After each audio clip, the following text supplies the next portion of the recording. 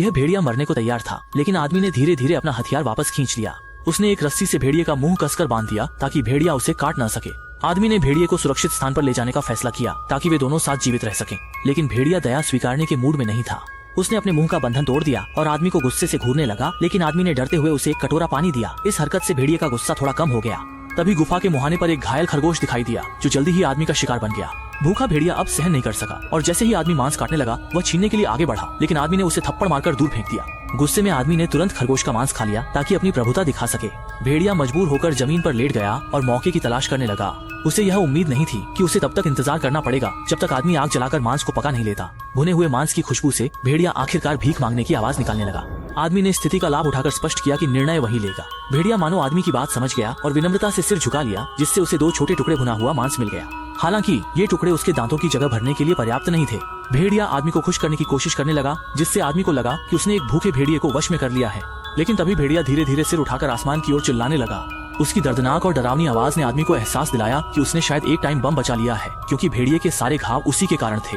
दरअसल एक दिन पहले आदमी को भेड़ियों के झुंड ने खोज लिया था। भागते समय एक ग्रे भेड़िए ने उसे पकड़ लिया, लेकिन आदमी ने घबराहट में उसके महत्वपूर्ण अंग पर वार कर दिया और इस तरह भागने में सफल रहा। हालांकि कार्रवाई में असमर्थ ग्रे वुल्फ को उसके समूह ने छोड़ दिया। वह आदमी जो बड़ी मुसीबत से बच निकला था, उस खतरे को खत्म करने वाला था, लेकिन अचानक समूह से बिछड़ने के बाद की दुर्दशा याद आ गई और उसके दिल में सहानुभूति जाग उठी। इसलिए आदमी का दिल पिघल गया और उसने भेड़िए की जान बचा ली। अकेले भेड़िए के साथ रहकर आदमी को घर की याद आने लगी। सौभाग्य से उसके हाथ की पीठ पर पहले से ही मुखिया द्वारा एक निशान बना था, जिससे वह सप्तर्षि मंडल की दिशा में घर का रास्ता ढूंढ सकता था। अगले दिन सुबह आदमी ने सामान तैयार किया और भेड़िए से प्रतीकात्मक विदाई लेकर घर की ओर चल पड़ा। लेकिन पिछले 2 दिनों में वह आदमी ग्रे वुल्फ की संगति का आदी हो गया था और अब अकेले यात्रा करना उसे सुरक्षित नहीं लग रहा था। जब वह आधे दिन तक डर और घबराहट में चला, तब उसने देखा कि वह भेड़िया दूर से उसका पीछा कर रहा था। आदमी आश्चर्यचकित और अनिश्चित था और उसके दिमाग में तेजी से विचार चल रहे थे। वह ग्रे वुल्फ के इरादों का अनुमान लगा रहा था। अचानक भेड़िया तेजी से आदमी के पास से गुजरा। इससे पहले कि वह कुछ समझ पाता, भेड़िया एक जंगली सुअर को उसकी ओर ले आया। आदमी जंगली सुअर की धमक से डर गया और ऐन मौके पर बच निकला। भेड़िया निराश हुआ और उसने उस कमजोर व्यक्ति को तिरस्कार भरी नजरों से देखा। आदमी ने मजबूरी में कुछ खरगोश का मांस भेड़िए को दिया ताकि वह अपनी खोई इज्जत कुछ हद तक वापस पा सके। उसे आशा नहीं थी कि वह ग्रे वुल्फ की कुछ अच्छी भावना जीतने में सफल होगा।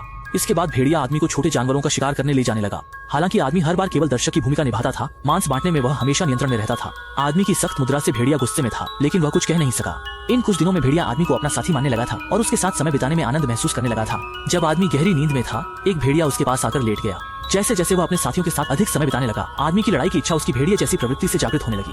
वह भेड़िए के साथ मिलकर जंगली सुअर को मारने में भी सक्षम हो गया। हालांकि मौसम ठंडा होता जा रहा था, लेकिन आदमी को रास्ता आसान लगने लगा। लेकिन उसने नहीं सोचा था कि उस रात भेड़ियों के साथ यात्रा के बाद सबसे बड़ा खतरा मिलने वाला था। अंधेरे में एक परछाई धीरे धीरे उनकी ओर बढ़ती हुई दिखाई दी। आदमी ने तुरंत लड़ाई की मुद्रा बना ली। तभी उसने देखा कि वह एक काले बालों वाली भयानक भेड़िया थी। आदमी ने हथियार कसकर पकड़ लिया। मरने मारने की सोच ही रहा था कि तभी उसने देखा एक भेड़िया सीधे आगे बढ़ रहा था। इसके बाद दोनों भेड़िए अचानक एक दूसरे के चेहरे के पास आ गए, मानो बात कर रहे हों। फिर ग्रे भेड़िए ने काले भेड़िए को धीरे से धक्का दिया और दोनों दौड़ पड़े। भेड़ियों के झुंड को रात के अंधेरे में ले गए। ये दृश्य देखकर आदमी हैरान रह गया। भेड़िया धीरे धीरे पीछे मुड़ा। आदमी ने उसकी आंखों में एक झलक मोहब्बत की देखी। एक पल के लिए उसे भेड़िए के प्रति एक परिवार जैसा एहसास हुआ। लेकिन आदमी को नहीं पता था कि उन्होंने अभी अभी भेड़ियों के झुंड को सुरक्षित भेजा था। लेकिन अगले दिन उन्हें भारी बर्फीले तूफान का सामना करना पड़ा। और भी बुरा यह था कि एक झुंड शिकारी कुत्ते उनकी ओर दौड़ते आ रहे थे। आदमी और भेड़िया डर के मारे भागने लगे और अंततः एक भूमिगत गुफा में घुस गए। आदमी ने सोचा कि वह विपत्ति से बच गया, लेकिन देखा कि भेड़िया दांत दिखा रही थी और गुफा को घूर रही थी। आदमी का दिल धड़क उठा। उसने गुफा के मुंह की ओर देखा और देखा कि एक गुफा शेर उसकी ओर झपट रहा था। सौभाग्य से ग्रे भेड़िया समय पर कूदकर गुफा शेर को गिरा दिया। आदमी ने जल्दी से तीर कमान संभाला, लेकिन इतने में ही गुफा शेर ने भूरे भेड़िए को बुरी तरह से नोच डाला। आदमी ने मौका देखकर तीर चलाया, जो सीधे गुफा शेर को लगा। वह चिंतित होकर युद्ध क्षेत्र की ओर देखता रहा और देखा कि दूसरा भेड़िया धीरे धीरे उठ खड़ा हुआ, लेकिन उसके शरीर पर लगी चोटें बहुत डरावनी थीं। फिर भी आदमी की चिंता अचानक कम हो गई। लेकिन ग्रे भेड़िया गंभीर चोटों के कारण फिर जोर से जमीन पर गिर गया। आने वाले दिनों में हालांकि उन्हें फिर से किसी जंगली जानवर का हमला नहीं झेलना पड़ा, लेकिन हड्डियों को कंपा देने वाली ठंड और दवाओं की कमी के कारण भूरी भेड़िए की हालत बिगड़ती गई और अंततः वह बर्फ में गिर गई। और आदमी, जो अब एक निराशाजनक स्थिति में था, असाधारण रूप से शांत रहा। उसे बस इतना पता था कि चाहे जीवन हो या मृत्यु, वह अपने उस साथी को नहीं छोड़ सकता था जिसने हर मुश्किल का सामना किया था।